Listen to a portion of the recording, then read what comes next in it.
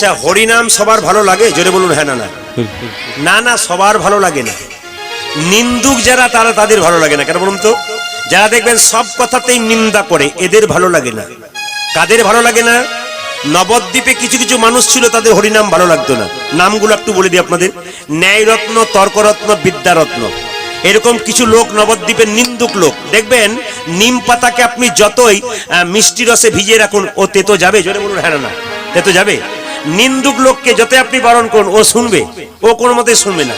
নিন্দা করা যাদের স্বভাব, তারা কিন্তু নিন্দা করবে। যেমন দেখবেন আপনার বাড়িতে ভোজ করেছেন, তো দেখবেন খুব ভালো করেছেন, একজন খেয়ে গেল, নিন্দুক লোক, সবাইকে জিজ্ঞেস করলেন কেমন হয়েছে দাদা? দারুণ হয়েছে। যিনি নিন্দুক তিনি কি নিন্দা খুঁজলেন? পোলাওটা তো ভালো হয়েছিল, বাদামগুলো পোড়া পোড়া হয়ে গেল। মানে কিছু একটা খুঁজবে আর কি। একজন নিন্দুক লোক কারা? নবদ্বীপের ন্যায়রত্ন তর্ক। এ ভাইয়া, এদিকে এসো। আমি তো ন্যায়রত্ন, তুমি তো তর্করত্ন, এ তো বিদ্যারত্ন। ওই নিমাই হরিনাম করছে, আসলে কেন করছে বলো তো? অনেক দূর পড়াশোনা করেছে, মাথাটা খারাপ হয়ে গেছে। তুমি দেখেছো থালাগুলোকে কাটছে, করতালি করছে, জোরে জোরে বাজাচ্ছে, বাড়ির লোক অতিষ্ঠ হয়ে যাচ্ছে। এক কাজ করো, নিমাইয়ের হরিনাম বন্ধ করতে। একজন বলল কি করে বন্ধ করা যায়? একজন বলল এক কাজ করো, কি? নবদ্বীপ থেকে নিমাইকে তাড়িয়ে দাও। আরেকজন বলল না না, তাড়িয়ে দিলে বেটা ফের আবার আসবে। আর একজন বললো তাহলে এক কাজ করো, নিমাই যেখানে হরিনাম করছে সেই জায়গাটাকে অপবিত্র। একজন বললো না না, অপবিত্র করে দিলে বেটা ফের আবার করবে। একজন বললো একটা কাজ করলে হয় না, নিমাইকে জ্যান্ত মাটিতে পুঁতে ফেলে দাও। বাবা সবাই তো সবকিছু বললো, কিন্তু ঘটনাটা কি হলো বলুন তো? আমি যখন ক্লাস 7-এ পড়ি একটা ছোট্ট গল্প পড়েছিলাম। একটা বাড়িতে কতগুলো ইঁদুর বাস করতো, খুব সুখে ছিল। কিন্তু একদিন একটা বিড়াল এসে ইঁদুরগুলোকে খেতে শুরু করলো। ইঁদুরের দল একদিন সন্ধ্যাবেলায় মিটিং করছে। ভাই, সকালবেলায় বিড়াল আসে, পেট ভরে চলে যায়, 10টা 5টা চলে যায় আমাদের, এখন কি করা যায়? একজন বলল, ইঁদুরের দল একজন মিটিং করছে, একজন বলছে ভাই এক কাজ করো, বিড়াল যখন আসবে না সবাই মিলে হা হা করে বিড়ালের মুখে ঝাঁপিয়ে পড়ো। একজন বলল ঝাঁপিয়ে তো পড়লে 2-4 জন মুখে ঢুকে যাবে, তাহলে হলো না। একটা ইঁদুর বললো না না, তাহলে এক কাজ করো, ও যখন আসবে না আমরা গর্তের মধ্যে ঢুকে যাবো। বলছে আমরা তো গর্তের মধ্যে ঢুকে যাই, তবু তো 2-4 জন ধরা পড়ে যায়। একটা নেংটি ইঁদুর, এইটুকু বাচ্চা ইঁদুর, সে বলল যদি কিছু না মনে করো আমি একটা মতামত দিই, বিড়ালের গলাতে ঘন্টা বেঁধে দাও, তাহলে বিড়াল যখন আসবে শব্দ শুনে ঢুকে যাবো। তখন একজন বলল সবই তো ভালো বলেছো, বিড়ালের গলায় ঘন্টাটা বাঁধবে কি? ঠিক নয়, কে বাঁধবে? কিন্তু দেখুন যখন এই আলোচনা করছে নিমাইয়ের হরিনাম বন্ধ করবে কে, যখন এই কথা ভাবছে, রাত্রির অন্ধকারে একজন মাতাল এক হাড়ি মদ নিয়ে মাতাল হয়ে রাস্তা দিয়ে আসছে, তার নাম চাপাল গোপাল। ভাইয়া, মায়ের নাম গাইতে গাইতে অন্ধকারে আসছে, ওর নাম চাপাল গোপাল। মদের নেশায় মানুষ খারাপ কাজ করতে পারে, একে দিয়ে উস্কিয়ে দাও যেন নিমাইয়ের হরিনামটা বন্ধ করা যায়। চাপাল গোপাল রাত্রিবেলা মদে এসে বলল, কে তোমরা? এত রাত্রিতে কারা এখানে বসে বসে হরিনাম শুনছো? তোমরা কারা? চাপাল চিনতে পারলে না? আমার নাম ন্যায়রত্ন, এর নাম বিদ্যারত্ন, এর নাম তো। দিনের বেলায় নিমাইয়ের নামে হরিনামে কলঙ্কটান, রাত্রিবেলায় হরিনাম শুনতে বসে আছেন। আপনারা কেমন লোক? ফল্গু নদীর মতো তো। আমি চাপাল গোপাল মদ খাই, মায়ের পুজো করি, কিন্তু হরিনাম করি না, কিন্তু হরিনামের নিন্দাও করি না। আর তোমরা কেমন? সকালবেলায় নিমাইয়ের নামে কলঙ্ক করাচ্ছ, আর রাত্রিবেলায় হরিনাম শোনার জন্য বসে আছো। একজন বলে উঠলো, চাপাল গোপাল বলে কি, আমরা হরিনাম শুনি নাই, আমরা হরিনামে বাধা দেব বলে বসে আছি। চাপাল গোপাল বললো কেন? নিমাই কি অপরাধ করেছে? দেখুন কেমন উস্কাচ্ছে, দেখুন। দেখবেন মাতাল মানুষকে যদি উস্কিয়ে দেওয়া যায়, মাতাল অনেক খারাপ খারাপ কাজ করে দেয় না, তবে মাতাল আবার ভালো কাজও করে। একটা প্রমাণ দিয়ে দিই আপনাদের। এক জায়গাতে কীর্তন হচ্ছিল, সবাই কীর্তন শুনছে মন দিয়ে।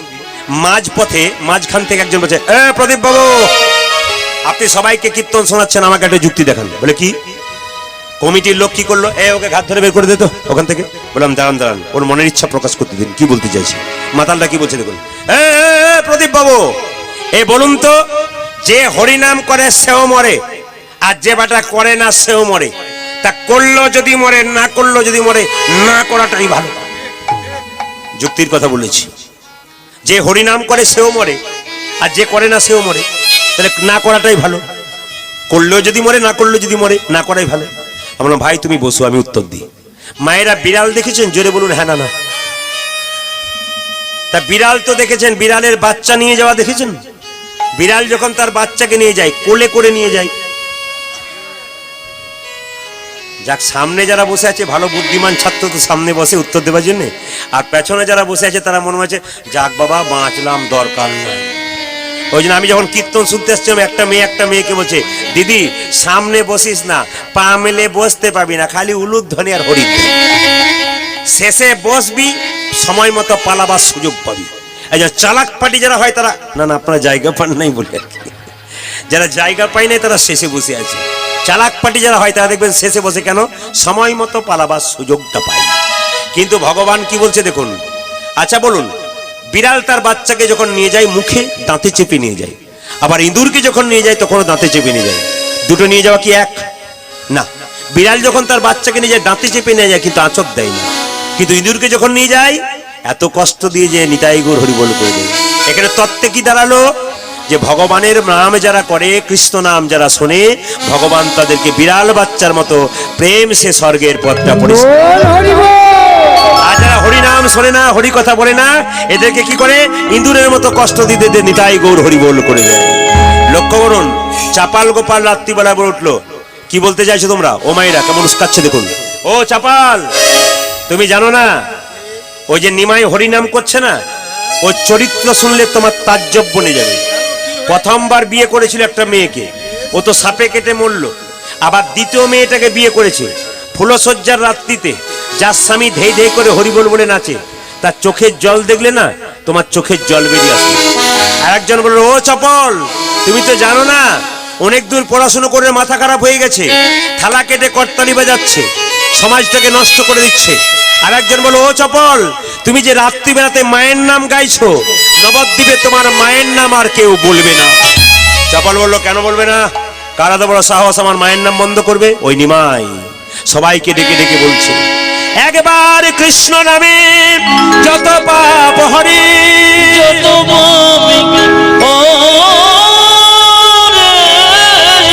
পাপীর সাধ্য নাই তত পাপ করে।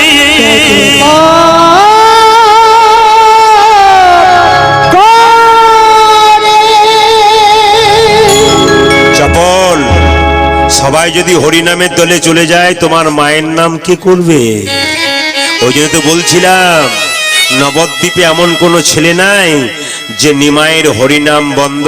আমি পারি, আমি পারি। হ্যাঁ, আমি চপল গোপাল রাত্রিবেলায় মদ খেয়েছি, আমাকে লোকে ভয় করে, নিমাইকে ভালোবাসে। ওর নাম গোরা, ও কাজেও গোরা, ও নামেও গোরা। নবদ্বীপ থেকে ওর গোরা শুদ্ধ উপরে ফেলে দেবো? আমাকে চেনে না। আপনার নিজের নিজের বাড়ি চলে যান, এই রাত্রিবেলায় নিমাইয়ের হরিনাম কি করে বন্ধ করতে হয় তা আমার জানা আছে। ন্যায়রত্ন তর্করত্ন বললো, কাজ হয়ে গেছে, চ পালিয়ে চল, পালিয়ে চল। সবাই যখন পালিয়ে গেল, রাত্রি 12টা বাজে, কি করলো দেখুন। চাপাল গোপাল মদের নেশায় মদের হাড়াটাকে শ্রীবাসের দরজাতে নামালো। একটা কচি পাঁঠা ছাগলকে এনে বলি দিয়ে বলল, জয় মা। ছাগ মুন্ডটাকে শ্রীবাসের দরজাতে টাঙিয়ে দিল, হাঁড়িটাকে ভেঙে দিল মদের, রক্ত চন্দন রক্ত জবা ছড়িয়ে দিল, চিৎকার করে বলল, শ্রীবাস একবার সকাল হতে দাও। এই পথ দিয়ে যখন ভক্ত বৈষ্ণব পেরিয়ে যাবে সবাইকে আঙ্গুল দিয়ে দেখিয়ে দেখিয়ে বলবো, শ্রীবাস যদি বৈষ্ণব হয়, নিমাই যদি বৈষ্ণব হয়, নিমাই যদি ভগবান হয়, তবে শ্রীবাসের দরজায় কেন মদের হাড়া, শ্রীবাসের দরজায় কেন ছাগমুন্ড, শ্রীবাসের দরজায় কেন রক্ত জবা রক্ত চন্দন?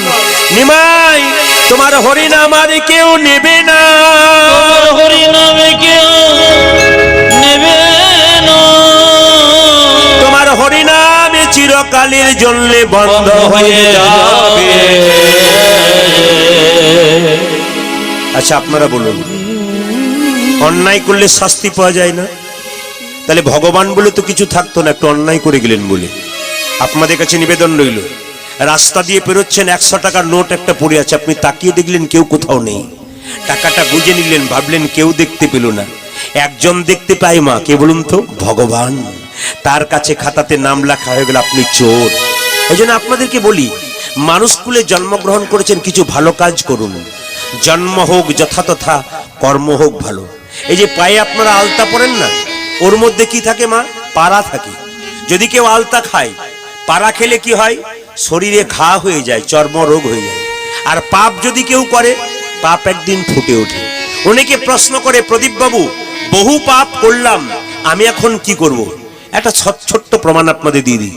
দেখবেন আলেকজান্ডারের কথা আপনারা জানেন? সম্রাট আলেকজান্ডার নাম শুনেছেন? এই সম্রাট আলেকজান্ডার যখন মৃত্যু শয্যায় আছে, তখন তার সেনাপতিকে ডেকে বলেছিল, সেনাপতি কি আমি যখন মরবো, তখন তোমরা মাথায় রেখো আমার তিনটে ইচ্ছা আছে মৃত্যুর পর। বলে তিনটে ইচ্ছা কি? সেনাপতি কাগজ কলম নিয়ে এসো, লিখে নাও। মৃত্যু শয্যায় শুয়ে আছে কে?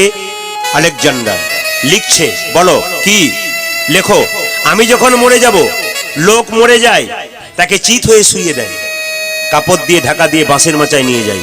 আমাকে ওভাবে নিয়ে যাবে না, আমাকে উপর হয়ে শুয়ে দেবে, আর হাতটাকে এরকম করে ঝোলাতে ঝোলাতে নিয়ে যাবে। লিখে নিলাম স্যার, 1 নম্বর।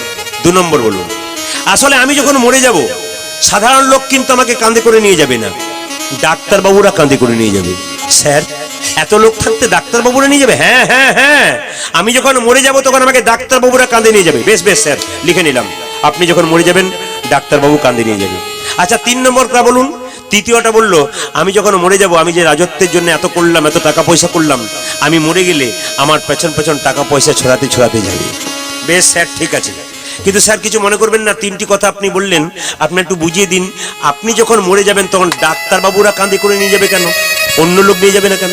আলেকজান্ডার বলল, কেন ডাক্তারবাবুরা নিয়ে যাবে জানো? আসে যদি ডাক্তার, তবে কি করিবে ডাক্তার? আসে যদি ডাক্তার, বুঝেছেন কিছু? আসে যদি ডাক্তার, কি করিবে ডাক্তার? আমি দেখাতে চাই ডাক্তার কিছুই করতে পারে না, শুধু রোগীর কষ্ট থেকে নিবারণ করতে পারে, মৃত্যু থেকে বাঁচাতে পারে না। তার প্রমাণ কি? উত্তম কুমার যখন মারা যায়, তার হোম চিকিৎসক একজন জিজ্ঞেস করলো, স্যার আপনি উত্তম কুমারকে বাঁচাতে পারলেন না? 23 বার চেষ্টা করলাম, 24 বারে ফেল করে গেলাম। মানে একবার ভগবানের ডাক যখন আসে, তখন কোনো ডাক্তারের ক্ষমতা নাই তাকে বাঁচাতে পারে। বেশ, মেনে নিলাম। আচ্ছা আপনি যখন মরে যাবেন, আপনার হাতগুলো এরকম দুলতে দুলতে যাবে কেন? আমি জগৎকে দেখাতে চাই, রাজত্বের জন্য আমি কত লোকের রক্ত ঘাটলাম, কত মেয়ের স্মৃতির সিঁদুর কেড়ে নিলাম, কত বাচ্চাকে বাবা হারা করলাম, কিন্তু এত যে আমি করলাম, যাবার বেলায় আমি কি নিয়ে গেলাম? এলাম খালি হাতে, গেলাম খালি হাতে। মায়েরা, যতই আপনার স্বামী 4টে কাপড় দোকান থাকুক না কেন, শ্মশানের ঘাটে যখন যাবেন, যেমনটি ছোটবেলায় এসেছিলেন তেমনিটি যাবেন, আপনার শরীর একটা কাপড় পর্যন্ত দেবে না। আলেকজান্ডার কি সুন্দর বোঝালো, বলছে আমি যখন মরে যাব তখন পয়সা পাতি ছড়াবে কেন? টাকা পয়সা আমি যে এত রোজগার করলাম, আমি কি নিয়ে গেলাম? যা করলাম এখানেই করে গেলাম। টাকা পয়সা ছড়িয়ে জগৎকে শিখিয়ে দাও, যা করেছো এখানে করেছো, কিছুই নিয়ে যাবে না, যাবার সময় নামে যাবে আর তুমি যাবে। আমরাও যখন কেউ আমাদের মারা যায়, টাকা পয়সা ছড়াই না? জোরে বলুন হ্যাঁ না? কোনগুলো ছড়াই বলুন তো? যেগুলো বাজারে চলে না। আমরা খুব চালাক, কেন বলুন তো? হ্যাঁ, 1 টাকার কয়েনগুলো, তাও বাজারে ভালো করে চলে না। 8 আনাগুলো যেগুলো বাঁচে আছে সেগুলো চালায়, তার মানে অচল পয়সাগুলো চালায়। লক্ষ্য করুন, এখন যে জায়গাতে ছিলাম, চপল গোপাল রাত্রিবেলায় চলে গেল একটা খারাপ কাজ করে। আপনারা কি ভাবছেন চপল গোপালের শাস্তি হবে না? আপনারা চমকে যাবেন যে চপল গোপালে কি শাস্তি হবে। আচ্ছা বাবা, কেউ জানতে পারলো না চপল গোপাল রাত্রি 12টায় একটা খারাপ কাজ করে চলে গেল, ব্রাহ্মণত্বের অহংকার। লক্ষ্য করুন, যখন চপল গোপাল চলে গেল কেউ জানতে পারলো না, একজন জানতে পারলো, অন্তর্যামী ভগবান। কে বলুন তো? স্বয়ং মহাপ্রভু, যিনি শ্রীবাসের বাড়িতে কীর্তন করছেন। রাত্রিবেলায় জানতে পেরে মধ্যরাত্রিতে শ্রীবাসকে বলছে, শ্রীবাস দরজা খুলে দাও। কেন? আমি মায়ের কাছে যাব। নাচিতে নাচিতে গোরা শ্রীবাসে ধরিয়া, নাচিতে নাচিতে গোরা শ্রীবাস ধরিয়া, নাচিতে নাচিতে গোরা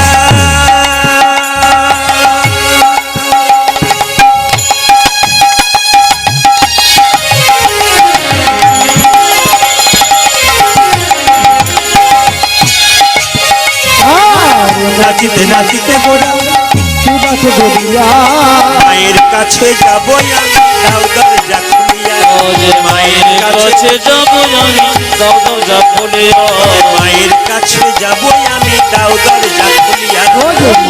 কাছে যাবো আমি দাও দরজা খুলিয়া। শ্রীবাস চিৎকার করে বলল, প্রভু সকাল না হলে তো আপনি মায়ের কাছে যান না, আপনি এখন মায়ের কাছে যাবেন কেন? মহাপ্রভু সব জানে, একটু আড়াল করতে চাইলো। কি বললো দেখুন, শ্রীবাস তুমি জানো না তোমার দরজায় কি হয়েছে? আজকে তোমার দরজাতে মদের হারা রক্ত যাওয়া প্রমাণ হবে তুমি কত বড় বৈষ্ণব। আজকে তোমাকে আঘাত করার চেষ্টা করেছে, তুমি একবার যাও বাইরে দেখো কি হয়েছে। ভগবান মনে মনে ভাবছে। শ্রীবাস বলছে, প্রভু সকাল না হলে তো মায়ের কাছে যান না, এখন তো রাত্রির অন্ধকার আছে, থাক আধার, তবু আমি মায়ের কাছে যাব। কি করলো দেখুন, শ্রীবাস দরজা খুলছে। আপনাদের কাছে নিবেদন রইল, যে কাজটা আপনারা করেন না সেটা শিখে নিন। সকালবেলায় ঘুম থেকে উঠে যারা দরজা খুলবেন, বাড়ির প্রথম হরে কৃষ্ণ নাম স্মরণ করে দরজা খুলবেন। কেন? যে বাড়িতে হরে কৃষ্ণ নাম করে দরজা খোলা হয়, ভগবানের নাম করে দরজা খোলা হয়, সেই বাড়িতে যম সহজে আসতে পারে না। ভগবান যেখানে আছে যম সেখানে আসতে পারে না। তাই লক্ষ্য করুন, শ্রীবাস কি করলো, হরিনাম স্মরণ করে দরজা খুলছে। আপনার প্রত্যেকদিন সকালে যে প্রথম দরজা খুলবেন, ভগবানকে প্রণাম করে আপনি দরজা খুলবেন। শ্রীবাস কি করলো, হরিনাম স্মরণ করি দরজা খুলে দিল। হরি নাম স্মরণ করে দরজা খুলে দিল। হরিনাম স্মরণ করি দরজা খুলে দিল। হরিনাম স্মরণ করি শিবাজি দরজা খুলে দিল। মদের হারা রক্ত জবা দেখিতে পাইল। মদের হারা রক্ত জবা দেখিতে পাইল। মদের হারা রক্ত জবা দেখিতে পাইল। রক্ত জবা দেখিতে পাইল। আমার দরজায় ছাগলের মাথা কেন? আমার দরজায় মদের হানা কেন? আমার দরজায় রক্ত জবা রক্ত। শ্রীবাস চমকে উঠল। অজস্রে শ্রীবাস কাঁদে, সকাল হয়ে যায়। কত ভক্ত বৈষ্ণব রাস্তা দিয়ে পড়ে যায়। শ্রীবাসের দরজায় ছাগলের মুন্ড দেখে, রক্ত জবা দেখে লোকে বলে, শ্রীবাস অভিশাপ দাও, যে তোমার দরজাতে ছাগ মুন্ড দিয়েছে, রক্ত জবা দিয়েছে, অভিশাপ দাও। শ্রীবাস কি সুন্দর কথা বললো দেখুন। শ্রীবাস বলল, না গো, বৈষ্ণবের কাজ নয় অভিশাপ দেওয়া, ব্রাহ্মণের কাজ নয় অভিশাপ দেওয়া। আমি জানতাম নবদ্বীপে পতিত বলে কেউ নাই, যে কাজটা করে দিয়ে গেছে সেই জন্য জানাতে চাইছে শ্রীবাস, নবদ্বীপে পতিত পাবন সবাইকে উদ্ধার করেছে, আমার মতো পতিতকে উদ্ধার করে নাই। তোমার প্রভুকে বলে দাও যেন আমাকে উদ্ধার করে দেয়। শ্রীবাস কেঁদে কেঁদে বলল, আমি বাসি অঙ্গে জল দি নাই, আমি বৈষ্ণব, আমি তোমাকে আশীর্বাদ করলাম, তুমি যেই হও না কেন, আমার দরজায় রক্ত জবা রক্ত চন্দন দিয়েছো, আমি আশীর্বাদ করলাম আমার প্রভু যেন একদিন তোমায় কৃপা করে, কৃপা করে, কৃপা করে। লক্ষ্য করুন মায়েরা, শ্রীবাস দরজাটা পরিষ্কার করার পর মহাপ্রভুর কাছে গেলেন। মহাপ্রভু চালাকি করে জিজ্ঞেস করলেন, শ্রীবাস এত দেরি হলো কেন? আর বলবেন না প্রভু, আপনার একজন ভক্ত এসেছিল তো দরজায় জানিয়ে দিয়ে গেছে, ইশারা করে বুঝিয়ে দিল, দরজায় জানিয়ে দিয়ে গেছে, একটু দেরি হয়ে গেল, কিছু মনে করবেন না, চলুন দরজা পরিষ্কার করে দিয়েছি। কি করলো মহাপ্রভু, সকালবেলায় মায়ের কাছে গেলেন। আপনারা সবাই মিলে একশো কীর্তন করবেন, সবাই মিলে মায়ের কাছে গিয়ে প্রভাত সময়ে মহাপ্রভু কি করছেন, প্রভাত সময়ে সচির না না, আজকে সবাই মিলে হাততালি দিয়ে গাইবেন। কেন? আপনাদের অধিকার আছে। মহাপ্রভু বললেন হাততালি দিয়ে কীর্তন করবে কেন? হরে কৃষ্ণ, আপনারা হাততালি দিয়ে কীর্তন করবেন কেন বুঝিয়ে দিই। হাততালি দিয়ে কীর্তন করবেন যুক্তি আছে। যুক্তিটা কি? মহাপ্রভু বললো সবাই তার কীর্তন গান গাইতে পারে না, যাদের কণ্ঠ ভালো নাই গাইতে পারে না, হরিনামে তালি দাও, যে গায় তার সমান তোমার তাল হয়ে যাবে। ডান হাতটা কৃষ্ণ, বাঁ হাতটা রাধা, যত তালি দেবেন রাধা কৃষ্ণের নাম কিন্তু আপনার হাতের তালিতেই হয়ে যাবে। আর আপনি তালি দেবেন কেন?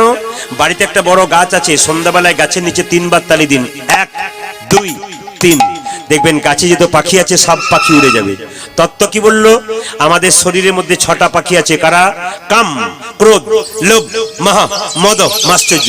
যদি কেউ হরিনামে তালি দেয়, পাবরুই পাখিগুলো সব চলে যাবে। আর তালি দেবেন কেন? সবাই মন দিয়ে শুনুন।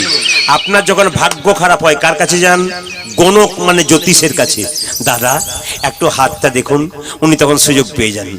তোমার গ্রহের দোষ আছে, 10,000 টাকা একটা পাথর নিলে তোমার ভালো হয়ে যাবে।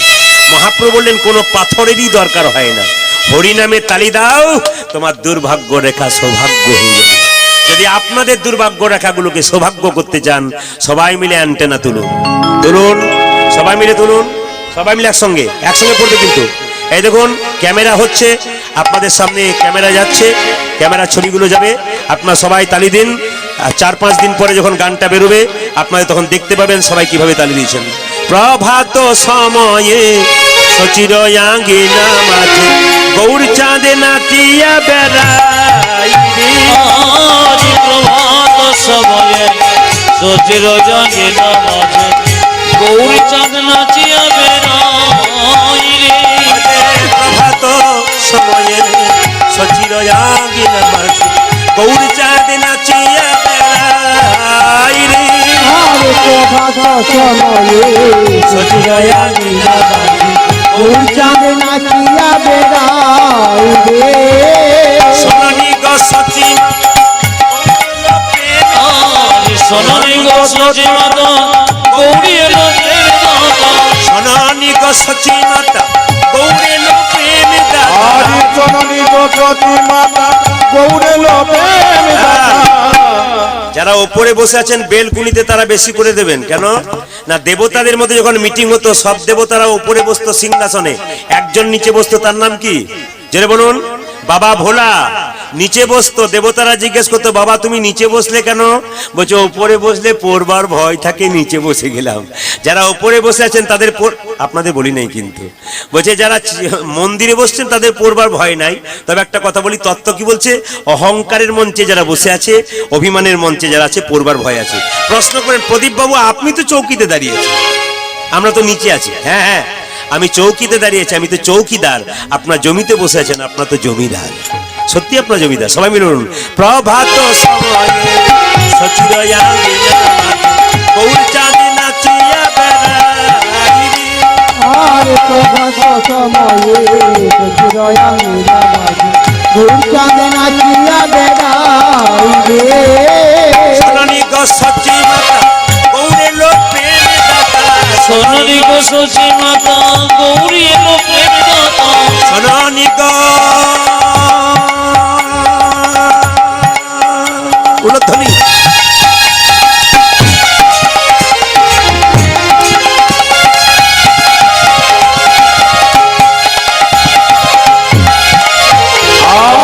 সোনালী গো সচি মাতা গৌরে লো প্রেম দাতা। সোনালী গো সচি মাতা গৌরী লো প্রেম দাতা।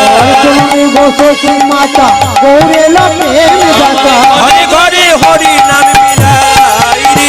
ওই যে সোনালী গো সচি মাতা গৌরী এলো প্রেম দাতা। ঘরে ঘরে হরি নামের আজ রে।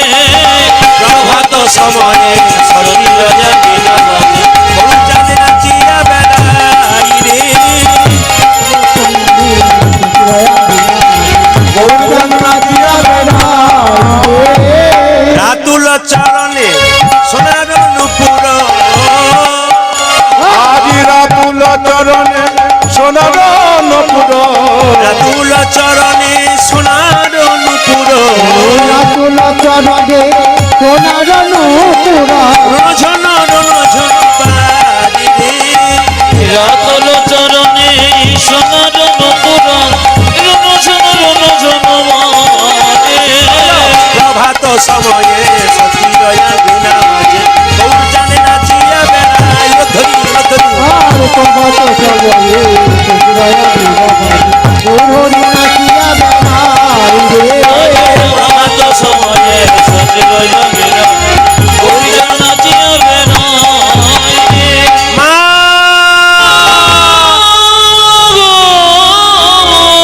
ও গো আমার সচি মা। ও গো আমার সচে মা। কীর্তন শুনতে শুনতে জায়গাগুলো ধরবেন আপনারা, যে যেখানে বসে আছেন জায়গাগুলো ধরবেন। অহংকারে মত্ত হয়ে ব্রাহ্মণত্বের অহংকারে চপল গোপাল খারাপ কাজ করলো। এই সমাজে আপনিও খারাপ কাজ করতে পারেন, কিন্তু খারাপ কাজ করার পর যদি আপনার মনে আফসোস হয়ে যায় যে আমি ভুল করলাম, তবে আপনি শুধরে গেলেন। আর যদি মনে করেন আমি করে যাচ্ছি আরো করব, তাহলে আপনি আর মানুষ হতে পারলেন না।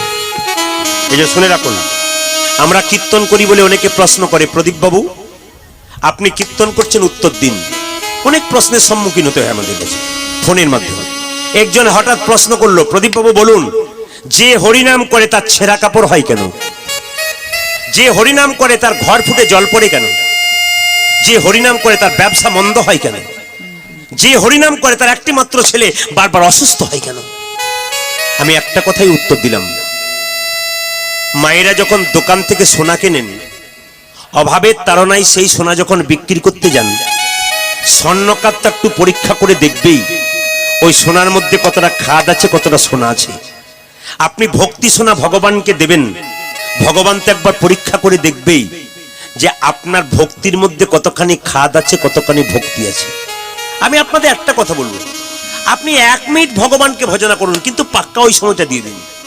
ওই সারাদিন মালা জপ করতে হবে না, সারাদিন লোক দেখানি করতে হবে না আপনাকে। আপনি 10 মিনিট কি 5 মিনিট করুন, কিন্তু যেটুকু দেবেন ভগবানকে পাক্কা ওই সময়টা দিয়ে দেন। শাস্ত্র বলেছে, ভগবান বলেছে, মন মনা ভাবা, তোমার মনটা আমাকে দাও। তুমি যদি তোমার মন আমাকে দাও, আমি আমার মন তোমাকে দেব। এই জন্য মায়েরা, এত সুন্দর ফুলের মতো মনটা ভগবানকে দিন। সারাদিনের মধ্যে যত কাজ করবেন করুন, মনটা ভগবানের চরণে রাখুন। সংসার করেছেন ছেলে মেয়ের উন্নতির জন্য, সংসারের উন্নতির জন্য। ভগবানের কাছে এই প্রার্থনা করবেন, প্রভু গাড়ি বাড়ি টাকা পয়সা ধন দৌলত হোক আর না হোক, যেন শান্তি থাকে। এখনকার যুগে দেখবেন গাড়ি বাড়ি টাকা পয়সা আছে, শান্তি আছে? সুখও নাই, শান্তিও নাই। কেন বলুন তো? প্রতিযোগিতার দৌড়ে চলে যাচ্ছি, আমরা সুখ পাচ্ছি না। একটু আপনাদের বলে যাই, ছোট্ট করে বলে যাই। আচ্ছা, বাচ্চা ছেলের জন্মদিন পালন করেন না? জোরে বলুন হ্যাঁ না না করেন। আচ্ছা, বাচ্চা ছেলের জন্মদিন পালন করেন। আমরা কিন্তু প্রাচ্য দেশের মানুষ, ভারতবর্ষের মানুষ। পাশ্চাত্যের শিক্ষাকে আমরা গ্রহণ করি, নোংরা করছে আমাদের সমাজকে। একটু বুঝিয়ে দিই। ভারতবর্ষের মানুষের নিয়ম হচ্ছে, বাড়ির ভেতরে পায়খানা করবে না, বাইরে পায়খানা করবে। আর এই পাশ্চাত্য দেশের লোকের নিয়ম হচ্ছে, বাড়িতে পায়খানা করবে, বাড়ির বাইরে করবে না। এখন আমরা কোথায় করি? বাড়িতে করি। কেন বলুন তো? কাদের ধারাটা ধরেছি? চলে গেছে ইংরেজ, কিন্তু ফেলে গেছে তার লেজ। ইংরেজ চলে গেল, কিন্তু শিক্ষাটা রয়ে গেল, আপনার সেই শিক্ষা করছেন। এবার দেখবেন ওদের নিয়ম হচ্ছে কি জানেন? কেউ যদি পায়খানা যায়, কাগজে মুছে নেয়। আর আমাদের ভারতবর্ষে পায়খানা গেলে জল নিতে হয়। এখন যদি আপনার ট্রেনে যাবেন, তাহলে দেখবেন হ্যাঁ, এমন এমন বাথরুম উঠেছে যেখানে জলের কোনো দরকার নাই, কাগজ দিয়ে মুছতে হয়। এই নিয়মটা কিন্তু এখনো পর্যন্ত ওরা যা করে গেছে, সেটা আমরা ধরেই বসে আছি। ওদের ছেলেদের যখন জন্মদিন হয়, ধরুন 10 বছরের ছেলের জন্মদিন হচ্ছে, 10টা মোমবাতি জ্বালালো, হ্যাপি বার্থডে টু ইউ। কে করে? ওরা করে। তার মানে কি 10 বছর যেটা তুই ছিলি, তোর গোটাটাই অন্ধকারে কাটুক নাকি? তার মানে কি? প্রদীপ জ্বালা মানে তো আলো হওয়া, অন্ধকারে কাটুক। দেখুন, লক্ষ্য করুন, আমাদের নিয়মটা কি? 10 বছরের ছেলের যদি আপনি জন্মদিন পালন করবেন, ভারতীয় ধর্ম বলল, ভারতীয় শাস্ত্র বলল, সনাতন ধর্ম বলল, 10টা প্রদীপ জ্বালানো, ঘিয়ের প্রদীপ। ভগবানের কাছে প্রার্থনা করুন, হে প্রভু, এই 10 বছর যেমন ওর উজ্জ্বল জীবন যাপন হয়েছে, পরের বছরটাও যেন এরকম উজ্জ্বল হয়ে। এটা কিন্তু আমাদের প্রার্থনা। ওরা দেখবেন কেক কাটে।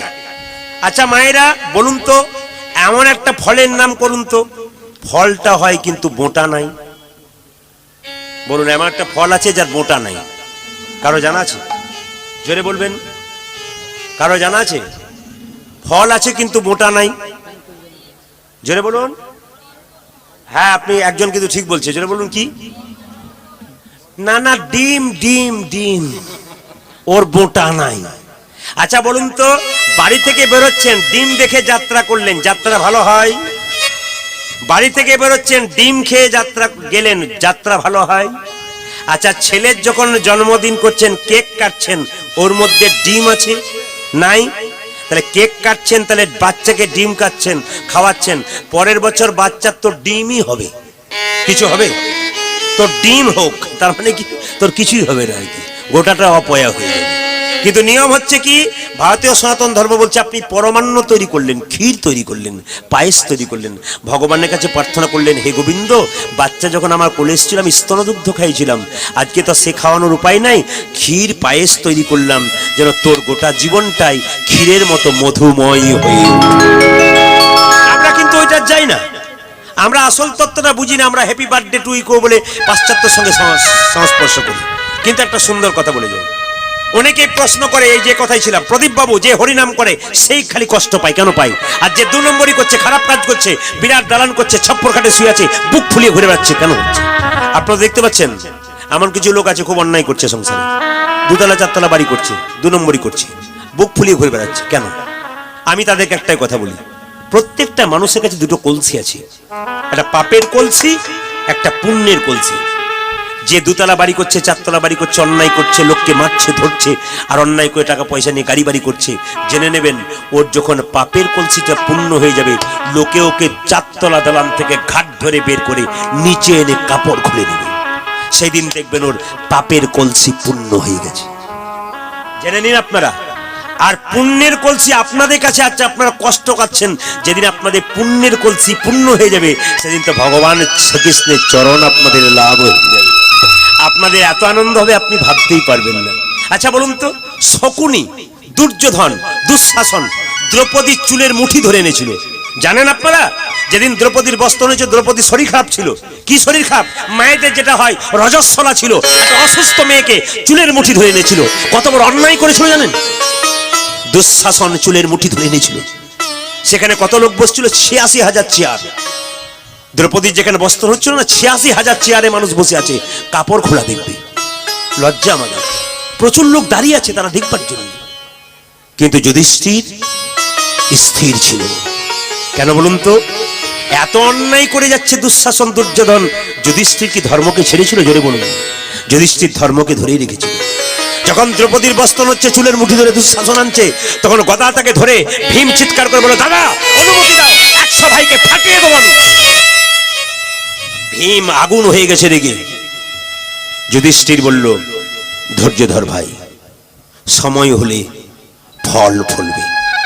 এই জন্য যারা অন্যায় করছে তাদের দিকে তাকাবেন না, আপনি ওয়েট করুন, অপেক্ষা করুন, একদিন দেখবেন ওদের কি অবস্থা হয়। দুঃশাসন দুর্যোধন রাজত্ব হারিয়ে গাছতলায় আশ্রয় নিল, আর যুধিষ্ঠির মহারাজ আবার তার রাজত্ব ফিরে পেল। কেন? সে ধর্মকে ধরেছিল। ওই জন্য আপনাদের কাছে নিবেদন রইল, আপনার ধর্মকে ধরুন। শাস্ত্রের দিকে গেলে দেখবো কি মা, সবাই লক্ষ্য করুন, এই যে দ্রৌপদীর বস্ত্র হরণের কথা বললাম, এই দ্রৌপদীর বস্ত্র পেয়েছিল কেন? কতগুলো কারণ আছে। ও মায়েরা, দ্রৌপদী যে কাপড়টা পেয়েছিল, আশীর্বাদ পেয়েছিল। আপনার সমাজে কিছু কাজ করে যান, যার জন্য আপনার আশীর্বাদ পেয়ে যাবেন। কি কাজ? দ্রৌপদী গঙ্গায় স্নান করতে গেছিল, একজন মুনি গঙ্গা জলে দাঁড়িয়ে আছে, উঠছে না। দ্রৌপদী প্রণাম করে মুনিকে বলল, মুনিবর, আমার কাজ আছে, সময়ের দাম আছে, আপনি জলে দাঁড়িয়ে আছেন, উঠুন, আমি স্নান করব। আপনি না উঠলে আমি তো জলে নামতে পারছি না। মুনিবর কেঁদে কেঁদে বলল, মা, উঠতে আমি পারবো না। কেন বাবা? একটাই কারণ, যে কাপড়টা পরে জলে স্নান করছিলাম ওই কাপড়টা জলে ভেসে চলে গেছে। ওগো মা, ইচ্ছা হলে তুমি তোমার কাপড়ে কিছুটা অংশ কেটে আমাকে দান করো, আমি আশীর্বাদ দেব। মুনি কি করেছিল বাবা? নিজের কাপড়ে কিছুটা অংশ কেটে দ্রৌপদী কি করেছিল? নিজের কাপড়ে কিছুটা অংশ কেটে মুনিকে দিয়েছিল, মুনি আশীর্বাদ করেছিল। ওগো দ্রৌপদী, এই যে তুমি এইটুকু কাপড় দিলে, এই কাপড় তুমি একদিন অনেক করে পাবে। এই জন্য আপনাদেরকে বলি, একটি মন্দির অপূর্ণ হয়ে আছে এখানে, এই অপূর্ণ মন্দিরকে পূর্ণ করার দায়িত্ব আপনাদের আছে। এখানকার যারা গ্রামবাসী আছেন ঘোলদিগ্রুয়ের, এই যে মন্দিরটাকে, এই মন্দিরটার কথাই তো নাকি, এই সুন্দর মন্দির তৈরি হবে, আরো সুন্দর করে মন্দির তৈরি হবে। আপনারা এক কাজ করবেন, কীর্তনের শেষ অংশে আপনাদের ভাইগুলো আপনাদের সামনে যাবে, আপনারা একটু দান দেবেন যেমন পারবেন। দান দিলে কি হয়? যে দেয় তার হাত কোথায় থাকে? ওপরে। যে নেয় তার হাত কোথা থাকে? নিচে। দয়াকার দন্তন দান মানে কি? দেওয়া। দয়াকার মধ্যে দান মানে কি? পুণ্য। লক্ষ্য করুন, যে দেয় ওপরে থাকে, যে নেয় নিচেই থাকে। আপনি দেবেন, আপনি উপরে থাকবেন। ইঁদারার জল বইতে জানে না, গোবিন্দ সেবায় লাগে না। নদীর জল বইতে জানে, গোবিন্দ সেবায় লাগে। যে টাকা রোজগার করে ইঁদারার মতো ব্যাংকে জমা দেয়, তার গোবিন্দ সেবায় লাগে না। আর যে টাকা রোজগার করে নিজেও সেবা করে, ভগবত সেবায় কাজে লাগে, সে নদীর মতো, তার টাকা কিন্তু গোবিন্দ সেবায় লাগে। একটা কথা বলে যায়, আপনাদের এখানে নিয়ম নাই, আমি যেখানে বাস করি বীরভূমের পাশে একবার ঝাড়খণ্ড, 2 কিলোমিটার গেলে ঝাড়খণ্ড, যেখানে বললাম করোনার প্রভাব প্রচুর চলছে এখন ঝাড়খণ্ডে, সেই ঝাড়খণ্ড আমার 2 কিলোমিটার দূরে। সবাই লক্ষ্য করুন, ঝাড়খণ্ডে কীর্তন হলে বাবাজি বৈষ্ণবরা যিনি মালা দিয়ে গেলেন, ওরকম বৈষ্ণব মালা দেওয়ার পর একটা প্রদীপ জ্বালাই, আর প্রদীপ জ্বালিয়ে একটা তিলক নেয়, প্রত্যেক মাকে বাবাকে তিলক দেয়, আর সবাই 10 টাকা 5 টাকা করে দেয়। একটা আসরে দেখলাম বাবাজি আমরা নিচ্ছে 2 টাকা 5 টাকা করে, সবাই বসে আছে, সামনে বসে আছে দাদা যেমন বসে আছেন, সামনে বসে আছে একটা কয়েকশো কোটি টাকার মালিক, ধুতি পাঞ্জাবি পরে কীর্তন শুনছে, সবাই টাকা দিচ্ছে 10 টাকা 5 টাকা, কিন্তু আমি দেখছি উনি দিচ্ছে না, খালি পকেটটাকে এমনি এমনি করছে। তো ভাবলাম এমনি এমনি কেন করছে, আসলে তা নয়, বাছাবাছি চলছে, ছোটটা দেবো না বড়টা দেবো, মানে 2 টাকার কয়েনটা দেবো না 5 টাকার কয়েনটা দেবো।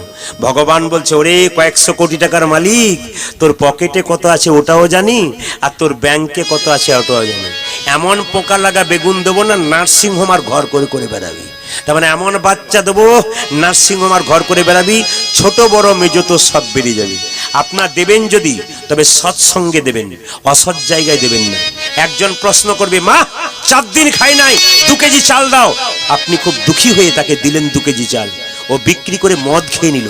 কিন্তু পরম বৈষ্ণব যদি আপনাকে বলল, মা কিছু চাল দাও, আপনি তাকে চাল দিলেন, ওই চালটা নিয়ে গেল ভগবানের সেবায় লাগিয়ে দিয়ে প্রসাদ তৈরি করে বলল, হে গোবিন্দ, এটা আমার নয়, যে দিয়েছে তার সমস্ত পরিবারের যেন মঙ্গল হবে। আপনি এরকম মানুষকে দান করুন। আপনি তো নিজে কাউকে খাওয়াতে পারেন না, এমন একজন বৈষ্ণবকে দিন যিনি ভগবানের সেবায় লাগাতে পারেন, আরো 10 জনকে খাওয়াতে পারেন। তবে বলে রাখি, সৎ জায়গায় দেবেন। আমি কীর্তন করতে যাই বলে অনেকে বলে, প্রদীপ বাবু আমার একটা সৎ পাত্র আছে, পাত্রী দেখবেন তো। বললাম, হ্যাঁ প্রচুর জায়গায় ঘুরছি, কারো বাড়িতে না ঢুকে পড়বো, জানতে পেরে যাব সৎ পাত্রী কোথায় আছে। তা আমি একটু বুঝতে পারলাম না, দাদা আপনার সৎ পাত্র মানে কি? উনি বলছেন, সৎপাত্র মানে আমার ছেলে রেলে চাকরি করে, 40,000 টাকা বেতন পায়, আর 20,000 টাকা এদিক ওদিক। আচ্ছা বলুন তো, ওটা 1 নম্বর না 2 নম্বর? তাহলে যদি 2 নম্বর হয়, তাহলে সৎপাত্র কি করে হয়? বিয়েতে কার্ড ছাপাচ্ছেন, কি লিখছেন? শুভ বিবাহ। হাত তুলে বলুন একজন, সত্যি শুভ বিবাহ? না, 100% না, শুভ বিবাহ নয়। কেন? যে বিয়েতে 25টা পাখি কাটা হয়, 4টা ছাগল কাটা হয়, ওখানে শুভ কি করে হয়? আপনি ছেলের বিয়ে দেবেন, মেয়ের বিয়ে দেবেন, যে ভগবানকে দিয়ে খায় তাকে আগে খাওয়ান। যে ভগবানকে দিয়ে খায় তাকে আগে খাওয়ান। কাকে খাওয়াবেন? যিনি পরম বৈষ্ণব, যিনি অন্ন প্রসাদ সেবা করবার আগে ভগবানকে দিয়ে তারপর শ্রীমধুসূদন বলে কপালে ঠেকিয়ে খায়, আগে ওকে নিমন্ত্রণ করুন। আপনার মেয়ের বিয়ের পরে মেয়ের ঝামেলা হচ্ছে, সংসার ভালো হচ্ছে না, স্বামী স্ত্রীতে গন্ডগোল হচ্ছে, কেন হচ্ছে? আপনারা আসল পবিত্রতা থেকে নষ্ট হয়ে যাচ্ছেন, আসল জায়গা থেকে নষ্ট করছেন, ওই জায়গাগুলো ঠিক করুন। আমি বলে দিই, মেয়ের বিয়ে দেবেন, ছেলের বিয়ে দেবেন, বিয়ের 7 দিন আগে পরম বৈষ্ণবগণকে ডেকে শাক ডাল ভাত সবজি খাওয়াবেন। উনি যখন সেবা করবেন, ভগবানকে দিয়ে ওরা খায়, ওনায় যখন সেবা করবেন জিজ্ঞেস করবেন কেমন হয়েছে, যদি লবণও হয়ে যায় বলবেন, আহ অমৃত পেলাম গো, প্রসাদ পেলাম। আশীর্বাদ কি করবে? তোমার মেয়ে স্মৃতি সিঁদুর যেন দীর্ঘায়ু হয়। আর যে ভগবানকে দিয়ে খায় না, নিজেই খেলো, একটা লাল গাড়িতে 4 চাকাতে আপনার বাড়ি এলো, আপনার বাড়িতে খেলো, যাবার সময় 2000 টাকা প্রেজেন্টেশন দিয়ে দিল, ওটা 2-4 বছর ভালো, কিন্তু যিনি বৈষ্ণব প্রেজেন্টেশন দিলেন, ওটা সারা জীবনের জন্য আপনার মেয়ের সঙ্গে রয়ে গেল। জায়গাগুলো ধরবেন, আপনাদের কাজ হয়ে যাবে। চপল গোপাল রাত্রিবেলায় বাড়ি ফিরে গেল, বিছানা থেকে সকালবেলায় উঠছে, আর উঠতে পারছে না। নিস্তারিণী, একই আমার হলো গো, একই আমার হলো গো। নিস্তারিণী, চপল গোপালের স্ত্রীর নাম ছিল নিস্তারিণী। কি হলো স্বামী, সকালবেলায় চেল্লাচ্ছ কেন? হ্যাঁ দেখো, কাল রাত্রিতে বিছানাতে শুয়েছি, পাগুলো তুলতে পারি না, হাতগুলো তুলতে পারি না, কেমন বাঁকা হয়ে যায়। এ কেমন হয় আমার হাতগুলো? নিস্তারিণী তো সব জানি। মায়েরা, স্ত্রী যদি সতী নারী হয়, স্বামী বাঁকা হলেও তাকে সোজা করতে পারে। নারী যদি নারীর মতো হয়, পুরুষকে উপরে উঠায়। নারী ছিল পদ্মাবতী, জয়দেবকে গোবিন্দ চরণ পাইয়ে দিয়েছিল।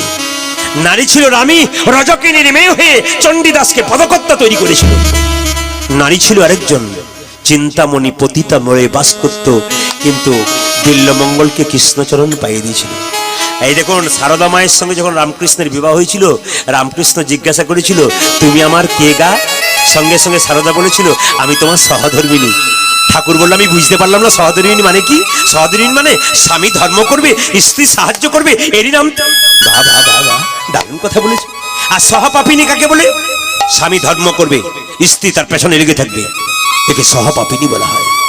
নিস্তারিণী ছুটে এলো, স্বামী তোমাকে কতবার বলেছি হরিনাম শুনতে ভালো লাগে না, তুমি শুনো না, বলতে ভালো লাগে না, তুমি বলো না, তুমি অন্যায় করেছো বলে এরকম অবস্থা হয়ে গেছে।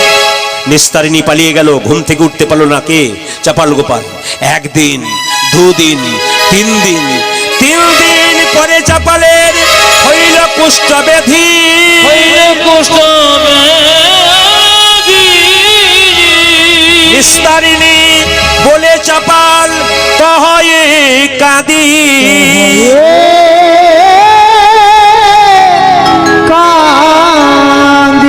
ভাইরা, বৈষ্ণবের চরণে অপরাধ করা কত ক্ষতি দেখুন। বৈষ্ণবেতে হয় গো যদি কারো ক্ষুদ্র অপরাধ,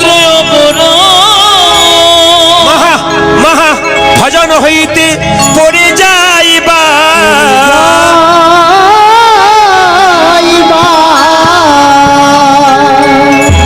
দিন যত যায়, আমার দিকে তাকান, হাত থেকে রক্ত ফুটে ফুটে বেরোয়, পুজ বেরিয়ে যায়, বিছানায় ছটপট ছটপট করে, আর কেঁদে কেঁদে বলছে, নিস্তারিণী একবার দেখে যাও আমার কি দশা। নিস্তারিণী ছুটে এসে বলল, স্বামী এ কি, তোমার তো কুষ্ঠ হয়েছে। নিস্তারিণী কুষ্ঠ দেখি চমকে উঠিল। নিস্তারিণী কুষ্ঠ ব্যাধি চমকে উঠিল। নিস্তারিণী কুষ্ঠ দেখি চমকে উঠিল। কোন পাপে আজ তোমার এমন হইল? কোন পাপে জানি তোমার এমন হইল? কোন পাপে আজ তোমার এমন হইল? স্বামী বারবার বলেছি হরিনামে বাধা দিও না, তোমার তো কুষ্ঠ হয়ে গেছে। আচ্ছা বলুন তো মা, স্বামী যদি রোগগ্রস্ত হয় স্ত্রীর কর্তব্য কি? তাকে কবিরাজ দেখানো। এখনকার দিনে ডাক্তার দেখাতে হয়, আগেকার দিনে কবিরাজ ছিল। নিস্তারিণী দেখলো স্বামীকে ছেড়ে চলে যাব, লোকে বলবে কি, পাড়ার লোকে পাছে কিছু বলে, কিন্তু না, আমি ওর কাছে থাকবো না, ওর সেবা করে কুষ্ঠ রোগটা আমি নিতে পারি না। এখনকার দিনে কুষ্ঠ রোগ ছোঁয়াচে নয়, তখন ছোঁয়াচে ছিল, ভয়ে কেউ কাছে যেত না। এখন চিকিৎসা হয়েছে, এখন কোনো ব্যাপারই নয়। লক্ষ্য করুন, নিস্তারিণী চলে গেল পাশের বাড়ির, পাশের গ্রামে কবিরাজের কাছে। কবিরাজ কাকা, কবিরাজ কাকা। কি হলো রে নিস্তারিণী, তোমাদের জামাইয়ের কি হয়েছে একবার দেখবে চলো। কবিরাজ কাকা বললো, চল চল চল চল, দেখে আসি দেখে আসি। নিস্তারিণী জামাই কোথায়? বাড়ির ভেতরে। যখনই চাপাল গোপালকে দেখবার জন্য কবিরাজ ঢুকলো, ঢোকার সঙ্গে সঙ্গে নাকে কাপড় চাপা দিয়ে বেরিয়ে এলো। জিজ্ঞেস করলো, কবিরাজ কাকা তুমি নাকে কাপড় চাপা দিয়ে বেরিয়ে, আমার স্বামীর কি হয়েছে, তোমাদের জামাইয়ের কি হয়েছে? সঙ্গে সঙ্গে নিস্তারিণীকে বলে উঠলো, নিস্তারিণী আমাদের জামাইয়ের যা হয়েছে সে রোগ সারাবার নয়, আমি চললাম। কাকা, নিস্তারিণী কেঁদে কেঁদে কবিরাজের পা দুটোকে ধরে বলে, কবিরাজ কাকা আমি যদি তোমার মা মেয়ে হতাম, তুমি কি আমায় ফেলে যেতে পারতে? এমন একটা উপায় বলে দাও যেন আমার স্বামী বেঁচে যায়। ওরে মা, একটি মাত্র উপায় আছে, শেষ উপায়। কি? তোর স্বামীকে কোলে করে নিয়ে যা। কোথায়? ভগবানের মন্দিরে, ভগবানের চরণতলে শুইয়ে দে। কি বলবি জানিস? শুধু 2 ফোঁটা চোখের জল, চোখের জল, হ্যালো গো চরণ তাই গৌর হরি হরি গো।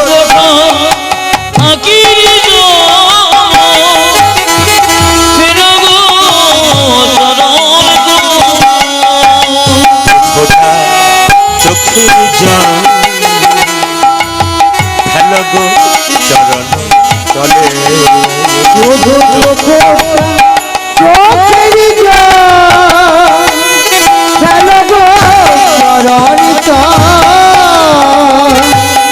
কথা বলে যায়, মেয়েরা তার স্বামীকে রক্ষা করার জন্যে, স্মৃতির সেতু রক্ষা করার জন্যে ভগবানের কাছে কাঁদে। একটা কথা বলি মা, কাঁদতে যদি হয়, বাড়িতে স্বামী অসুস্থ হয়ে যাবে তারপর কাঁদবেন না, আগে থেকে ভগবানের কাছে কাঁদবেন। হে গোবিন্দ, আমার এই স্মৃতির সিঁদুর হাতের শাখা তোমায় কৃপায় যেন অটুট থেকে যায়। যদি কাঁদতে পারো তবে লাভ আছে।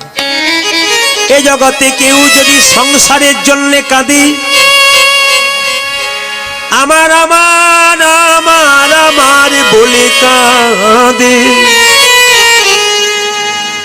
আমার ছেলে আমার মেয়ে আমার বাড়ি আমার গাড়ি, এই বলে যে জনে কাঁদে, সংসারের জন্য যে জনে কাঁদে, এ কান্নাতে কষ্ট আছে, ব্যথায় আছে, যন্ত্রণা আছে। যদি কাঁদতে হয় তবে গোবিন্দের মন্দিরে বসে বসে হা কৃষ্ণ প্রাণ গোবিন্দ বলে দুফোঁটা চোখে দুফোঁটা চোখের জল দিয়ে ভগবানকে বলো, প্রভু একাই এসেছি একাই যাব, যাবার আগে তোমার চরণ দুটি তোমার চরণ দুটি যেন নয়ন জল দিয়ে ধোয়াই দিতে পারি। হরে কৃষ্ণ। ছেলের জন্য কাঁদবেন, মেয়ের জন্য কাঁদবেন। শেষে ছেলে মেয়ে প্রশ্ন করবে, তুমি আমার জন্য কি করেছো? পাক্কা কথা আপনি পাবেন, সেই পুরস্কার অপেক্ষা করুন। তখন আপনি কাঁদবেন, যার জন্য করি চুরি সে কিনা বলে চোর, না খেয়ে মানুষ করলাম, বড় করলাম, চাকরি পেলি, শেষে প্রশ্ন করছিস তুমি আমার জন্য কি করেছো? এইটাই পুরস্কার।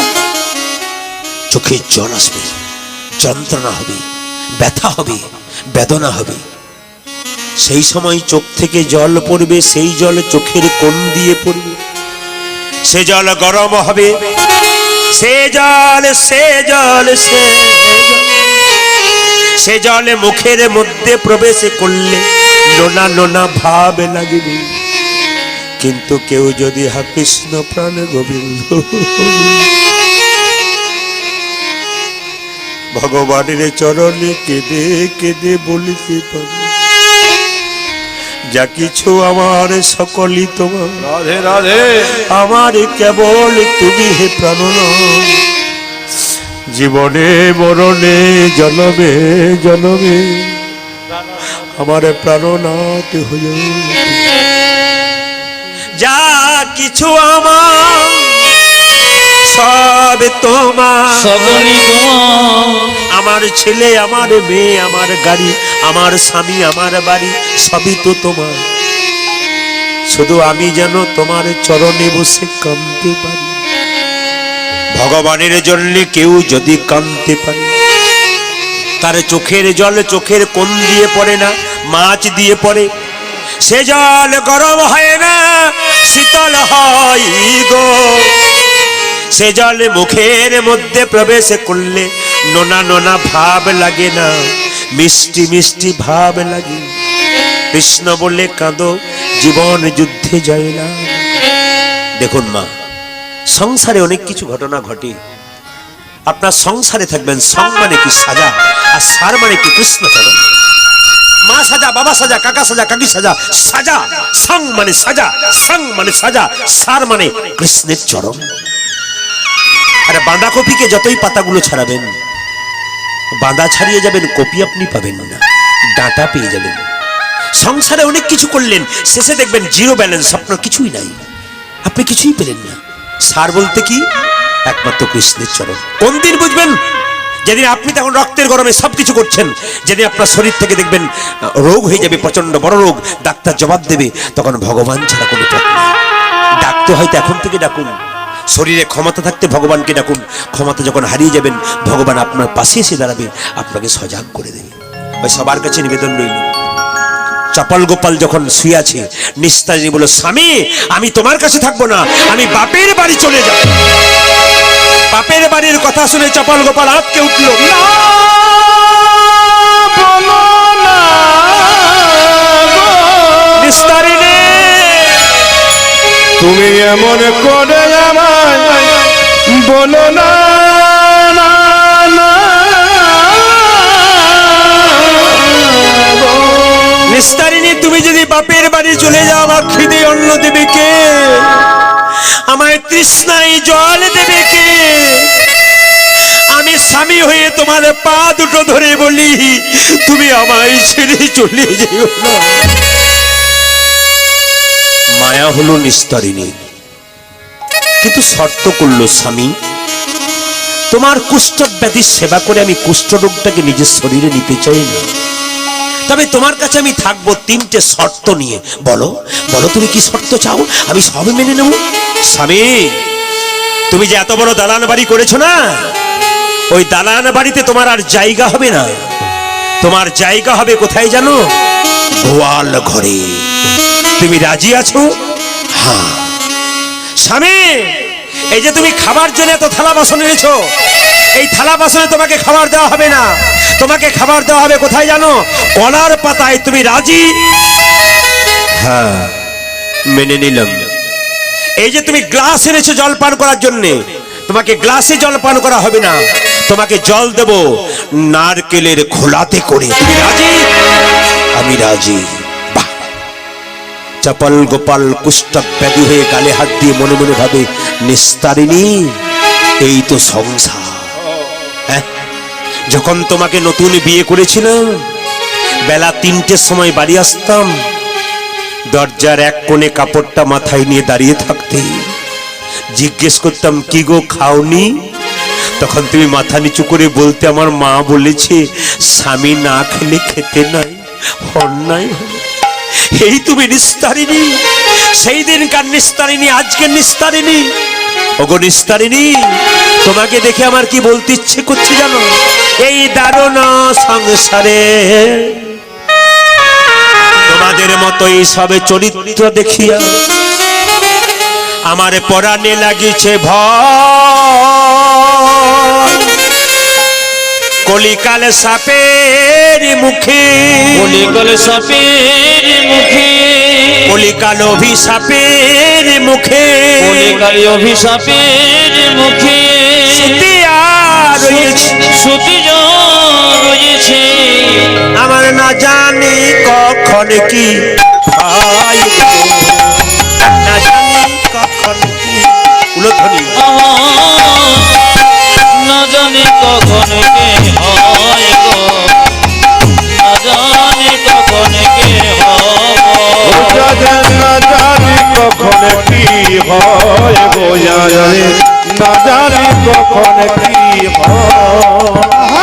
সুখের লাগিয়া এ ঘর বাকি, সুখের লাগিয়া এগোলো বাঁধিল, সুখের লাগিয়া এ ঘর বাকি, সুখের লাগিয়া এগোলো বাঁধিল, হইল দুঃখের তরে তরে। সুখের লাগিয়া এ ঘর বাঁধিল, হইল দুঃখের তরে। জ্বলন্ত আনন্দে পুড়িয়া পতঙ্গ জ্বলিয়া পুড়িয়া মরে, জ্বলন্ত আনন্দে পুড়িয়া পুরিয়া পতঙ্গ জ্বলিয়া পুরিয়া মরে। যে জ্বলন্ত আনন্দে পুড়িয়া পতঙ্গ জ্বলিয়া পুড়িয়া মরে। জ্বলন্ত জানালে পুরিয়া পতঙ্গ জ্বলিয়া পুরিয়া মরে। বলি হাই হাই আমার এ কি হলো, ও জরে বাজায় আমার ইয়ে কি হলো, হাই হাই আমার এ কি হলো, ওরে হায়াব এ কি হলো, কোন পাপে শরীর জ্বলে গেল, হাই হাই আমার এ কি হলো, ওগো কোন পাপে শরীর জ্বলে, আরে হায় হায় আমার কি হলো, পাপে শরীর চলে গেল, আমার কি হলো, পাপে শরীর চলে গেল। ওগো হায় হায় আমার কি হলো, হায় হায় কে হলো ভাইরা চাপাল গোপাল কাঁদছে, এই পর্যন্ত রাখলাম। একটা কথা বলে যাই, খুব মন দিয়ে শুনুন। আমাকে অনেক কমিটির লোক বলে অনেক জায়গাতে যে প্রদীপ বাবু আপনি খোঁচা দিয়ে দিয়ে কথা বলেন, একটু বলবেন। সমাজকে খোঁচা দিলে সমাজ সোজা হয়, নইলে হয় না। যে বেঁকে গেছে তাকে সোজা করতে গেলে খোঁচা দিতে হয়। আপনার এখানে মাতাল নাই, অন্য জায়গার জন্য আছে? আপনাদের মাতাল আছে প্রচুর, যা খুশি। তার প্রমাণ আপনারা কিছুক্ষণ আগেই দেখলেন, চপল গোপালের ভাই এসেছিল। চোখ আমাদের চিরের মতো, দেখতে পাই আমরা কোথায় কে কি করছি। আচ্ছা একটা কথা বলে কি, যারা মদ খায় তাদের জন্য বলবো, ভালো করে শুনবেন। যারা মদ খায় তাদের জন্য খুব দামি কথা। যারা মদ খায় তাদেরকে বলবেন, খুব দামি কথা। যারা যখন মদ খাবে তাদেরকে বলে রাখি, আমি বলে রাখি, আপনার ছেলেটার আর মেয়েটার মুখটার দিকে তাকিয়ে মদ খাবেন। যখন মদটা খাবেন না, তখন মদটা খাবার আগে আপনার বাড়িতে যে বাচ্চাগুলো আছে ওদের মুখগুলোর দিকে তাকিয়ে খাবেন। আর ভগবানের কাছে খাবার আগে প্রার্থনা করবেন, আমি যেমন হচ্ছি আমার বাচ্চাও যেন সেই রকমই হয়। কেন? আমি যদি নিম পাতা হয় তাহলে বাচ্চা কি আম পাতা হবে নাকি বলছেন? যে মদ খায় তার বাচ্চা কি ভালো হবে? মাতালের বাচ্চা তো মাতালই তৈরি হবে। এই জন্য আপনাদের কাছে নিবেদন রইল, যদি কেউ মদ খায়, এই প্রদীপ পালের কথাটা স্মরণ করবেন। মদের গ্লাসটা হাতে নেবার সঙ্গে সঙ্গে আপনি মাথায় রাখবেন, আমার ছেলে মেয়ের দুটো দিকে নজর রাখবো। কেন? মেয়ের বিয়ে দেবো, জামাই বলবে, যিনি বেয়াই হবে সে বলবে, বাহ আচ্ছা বেয়াই পেয়েছি, খালি জলে ডুবেই থাকে, কি লাল জলে ডুবে থাকে। হরে কৃষ্ণ। তো বলে রাখি মায়েরা, আমাদের ওখানে নিয়ম কি জানেন? যদি কেউ মদ খেয়ে আসে না, তার স্ত্রী যদি জানে পুজো পার্বণে মদ খেতে গেছে, যুক্তি শুনুন। আপনার মহামায়া যোগমায়া সবকিছু পারেন, আপনাদের যে বিরাট শক্তি আছে, আপনাদের শক্তিতে আপনার শক্তিময়ী। ওই জন্য মায়েরা, আপনারা হলেন পুরুষের শক্তি। যদি আপনারা পুরুষের শক্তি হন, তাহলে পুরুষের চেয়ে আপনারা বড়। কেন বলুন তো? বয়সে বড় নয়, আপনারা কর্মে বড়। আপনারা সবকিছু পারেন, সোজা করতে পারেন। আমি প্রমাণ দিয়ে দিই, আমি আপনাদের প্রমাণ দিয়ে দিই। কোনো জায়গাতে আমি দেখেছি মদ খেয়ে স্বামী ফিরছে রাত্রিবেলায়, তো দরজাটা বন্ধ করে দিল। এ পম্পার মা দরজা খোলো, পম্পার মা দরজা, পম্পার মা দরজা খুলো, দরজা খুললো না। সকালবেলায় পম্পার বাবা রাস্তাতে পড়ে আছে, কিন্তু যখন ঘুম নেশা কেটে গেছে, দরজা খুললে না। যে স্ত্রী কি বললো দেখুন, যে বাচ্চাটাকে আমি পেটে ধরেছি, লক্ষ্য করুন, যে খাই দরজায় বন্ধ করে দেবেন, 2-4 দিন বন্ধ করবার খাবে না। তবে মদ যারা খায় তাদের জন্য একটা তথ্য দিয়ে যায়, যে মদ খায় জীবনে সে বুড়ো হয় না। এই যে যারা খায় তারা শুনে রাখুন, যে মদ খায় সে কোনদিন বুড়ো হয় না। আর দ্বিতীয় কি, যে মদ খায় তাকে কোনদিন কুকুরে কামড়ায় না। আর যে মদ খায় তার বাড়িতে কোনদিন চোর ঢোকে না। ও দাদা ভালো করে শুনবেন। একজন বলছে, প্রদীপ বাবু তাহলে তো বেশ ভালো কথা, কাল থেকে শুরু করব, কুকুরও কামড়াবে না, চোরও ঢুকবে না, আর আমি তাজা হয়ে থাকবো, বুড়ো হব না। হ্যাঁ হ্যাঁ, আপনি হবেন না। আমি প্রমাণটা দিই, কেন হবেন না আগে জেনে নিন। হরে কৃষ্ণ। আপনি কেন হবেন না জেনে নিন। এই দেখুন, যে মদ খায়, যে মদ খায়, মদ খেতে খেতে তার আস্তে আস্তে কল কাবজাগুলো ভালো হয় না নরম হয়? জোরে বলুন। যত নরম হয় তত দেখবেন কি করে, বুকের আর দোষ হয়ে যায়, সারা রাত্রি করোনা হয়ে যাবে, কাশতে শুরু করে। চোর যদি ঢুকতে যায়, বেটা জেগে আছে রে, ঢোকার দরকার, চোর ঢুকে না। আর দ্বিতীয়টা কি বলুন তো, কুকুরে কামড়াবে না। প্রশ্ন করবেন কেন? দুটো কারণে কুকুরে কামড়ায় না। প্রথম কারণটা কি বলুন তো, মদ খেতে খেতে ভেতর যখন দুর্বল হয়ে যাবে, আর তেমনি হাঁটতে পারবে না, লাঠি নিয়ে হাঁটবে। আর লাঠি নিয়ে যখন হাঁটবে, তখন লাঠি দেখলেই কুকুর নিতাই গৌর হরি বলবে। তাছাড়া কুকুর কামড়ায় না একটা কারণ আছে, কারণ তো যারা মদ খায় তারা রাস্তাতে পড়ে থাকে না, নর্দমার ধারে বসে থাকে, পড়ে থাকে। আর কুকুরগুলো নর্দমাতে শুয়ে থাকে। ওরা ভাবে এ বোধহয় আমার প্রতিবেশী বটে, দরকার নাই, আমিও কামড়াবো, এই জন্য কামড়াই না। আর আর আর বুড়ো হবেন না কেন? বুড়ো হবার চান্সই পাবেন না। তার আগে বলো হরি হরি, হরি হরি। যে খেয়েছে সে মনে মনে ভাবছে, কাল থেকে আবার ভেবে ভেবে দেখবো, কারণ আমারও যা অবস্থা ওই জায়গাতেই পৌঁছাচ্ছি দাদা। না একটু ভাববেন, ওই জন্য আমি চেতন দিয়ে দিলাম। লক্ষ্য করুন, চাপাল গোপাল কি, শ্যাম সুন্দর কি, মদন মোহন কি, হরিদাসর কি। একটা কথা আপনাদের বলে যাই, যারা ভগবানের নাম শুনছেন, যারা সতী নারী, তারা স্বামীকে বাঁচাতে পারেন। সতী নারীর কটা পতি বলুন তো মায়েরা, জোরে বলুন তো, কটা পতি? কটা পতি? বাহ, খুশি, 5টা। আচ্ছা, সতী নারীর 2টো পতি সবাই বলে, নিজ পতি পরম পতি। 5টা পতি কে কে? স্মৃতি সিঁদুর, শিবের রক্ত থেকে তৈরি, ওটা একটা পতি। হাতের শাখা শঙ্কচূড়ের শরীর থেকে তৈরি, আর কি হাতের নোয়া লোহাসুরের শরীর থেকে তৈরি, আর নিজপতি আর পরমপতি 5টা পতি। আচ্ছা সতী নারী কাকে বলে? যে সকালবেলায় ঘুম থেকে উঠে স্বামীর পা ছুঁয়ে প্রণাম করে। আচ্ছা আপনারা এতজন এসছেন, কে কে সকালে স্বামীকে প্রণাম করে? হাত তুলুন তো। দাদারা মনে মনে ভাবছে এতদিন পরে আপনি আমাদের কি বলবেন। আচ্ছা কে কে প্রণাম করেন? 2-4 জন তাকাচ্ছে আমাদের পাড়া থেকে যে এসছে, স্যার তুলেছি কিনা? আগে তারা তুলুক, তারপর তুলবো, কারণ আমাদের লোকটা তাকাচ্ছে আমার দিকে। আচ্ছা মায়েরা, স্বামীকে কাল সকালবেলায় স্নান করে প্রণাম করবেন, ঠিক আছে? আর দাদা ভাইরা সব পা গুলো একটু ধুয়ে মুছে শোবে না, কাল সকালবেলায় প্রণাম হয়ে যাবে। লক্ষ্য করুন স্বামীর সঙ্গে স্ত্রীর কি সম্পর্ক। সতী নারীতে কি বললো? আমি বলি নাই, কে বলেছে? বিষ্ণুপ্রিয়া। নিমাই বলেছিল প্রিয়া তুমি বাপের বাড়ি চলে যাও। কোন দিন? যেদিন নিমাই সন্ন্যাস নেবে তার দিন। বিষ্ণুপ্রিয়া বলেছিল বাপের বাড়ি? বলে হ্যাঁ। কেন বাপের বাড়ি যাব? মায়েরা শুনে রাখুন, আপনার স্বামীর সঙ্গে আপনার কি কি সম্পর্ক একটু বলি। আপনার স্বামী আপনার গুরু হয়? জোরে বলুন না, একটু জোরে হ্যাঁ দেবেন। গুরু হয়? একটু জোরে বলুন। দাদা গুরু হয়? ভয় করছে। গুরু হয়? দাদারা ভাবছে কি যে হয়, বাড়ি না গেলে বুঝবেন না। গুরু হয়। আপনার স্বামী আপনার কি হয়? দেবতা হয়? হ্যাঁ বলেছে।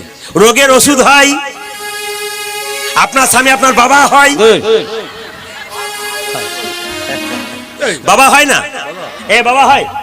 হয় না? বাবা হয় না? আচ্ছা দাঁড়ান দাঁড়ান, আপনার ছেলে আপনার স্বামী আপনার ছেলে হয়? আপনার ভাই হয়? আপনার বন্ধু হয়? 2-4টা হয়, 2-4টা হয় না। শাস্ত্র কি বলছে? বিষ্ণুপ্রিয়াকে নিমাই বলেছিল বাপের বাড়ি চলে যাও। বিষ্ণুপ্রিয়া বলেছিল স্বামী, শাস্ত্রের প্রমাণ দেবো।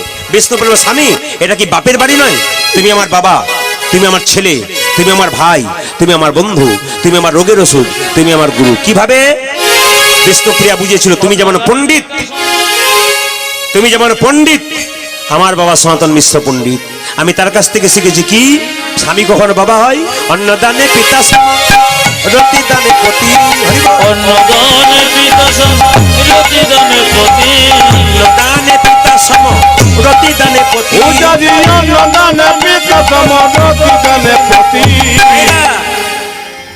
মেয়েদের যখন বিয়ে হয় না, বাবার কাছে থেকে বিয়ের পর কে অন্ন জোগাড় করে? বলুন। স্বামী। অন্নদানে পিতা সম রতিদানে পতি, আরে অন্নদানে পিতা সম রতিদানে পতি, অন্নদানে পুত্র সম অগতির গতি, অন্নদানে পুত্র সম অগতির গতি, অন্নদানে পুত্র সম অগতির গতি। অন্নদানে পুত্র সময় অগতি জগতি। স্বামী স্ত্রী বেঁচে আছে, ছেলে মেয়ে নাই। আগে যদি স্ত্রী মারা যায় কে পিণ্ড দেয়? স্বামী। ছেলের মতো কাজ করে।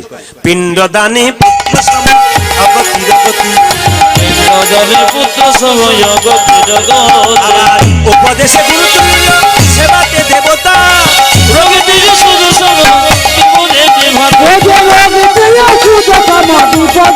ভাতা, পতিপুত্র প্রতিপিতা, পতিপুত্র প্রতিপিতা, পতিপুত্র প্রতিপিতা,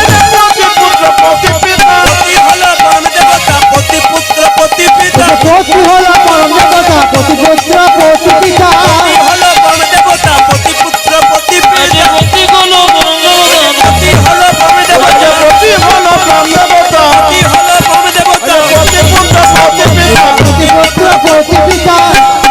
ভাইরা, এইদিকে আপনারা যে জায়গায় ছিলেন, নতুন কথা বলে যায় আপনাদের।